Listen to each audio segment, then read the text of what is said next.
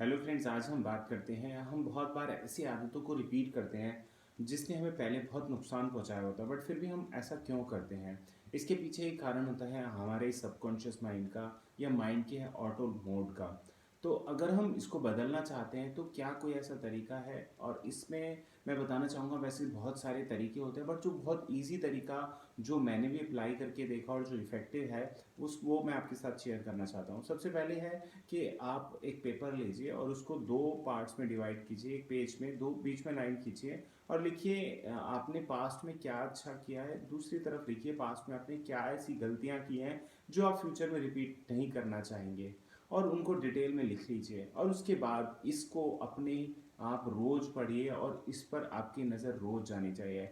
कोई आप ऐसा डिसीजन पहले गलत ले चुके हैं और वो डिसीजन आपको बार बार रिपीटेड लेना पड़ता है अपनी लाइफ में आज भी, तो आप जब भी वो डिसीजन लेना चाहते हैं, जा रहे हैं, कुछ काम ऐसा करना चाह रहे हैं, तो वो अपनी मिस्टेक्स को एक बार पूरा पढ़ लीजिए। और उससे भी अच्छा है कि अगर आप डेली अपनी मिस्टेक्स को पढ़ेंगे तो आपको पता रहेगा कि क्या चीज़ आपने दोबारा रिपीट नहीं करनी है। क्योंकि बहुत बार हमारा जो ऑटो मोड माइंड का काम करने का होता है वो अच्छे और गलत में डिफरेंस नहीं करता, बस वो रिपीटिशन का आदी होता है। और वो सब बातें जो पास्ट में रिपीट कर चुका है वो आगे फ्यूचर में भी रिपीट करता है जब तक हम उसको करेक्ट ना करें। और उसको करेक्ट करने का साधन सबसे इजी होता है कि आप उसको बार बार जैसे ही वो एक्शन लेने जाता है तो उसको टोकिए। फॉर एग्जांपल, आपने कोई ऐसी आदत है फिजूल खर्च करने की कि आप बहुत बार ऐसी चीज़ें खरीद कर लेते हो जो आपको नहीं करनी चाहिए, बट और आप खर्च करने के बाद सोचते हो ये नहीं करना चाहिए, बट ये थॉट आपको पहले नहीं आता है। उसका एक कारण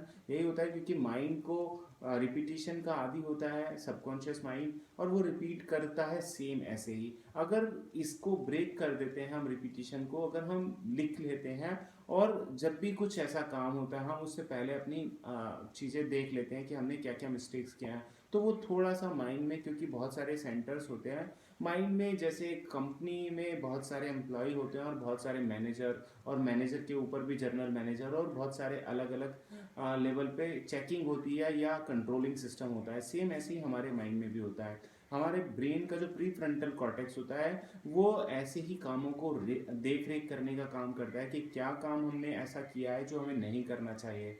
और क्योंकि जर्नल में प्री फ्रंटल कॉर्टेक्स ज़्यादा काम नहीं करता है जब तक आप उसको कॉन्शियस में नहीं लाते, जब तक आप उसको एक्टिवेट नहीं करते।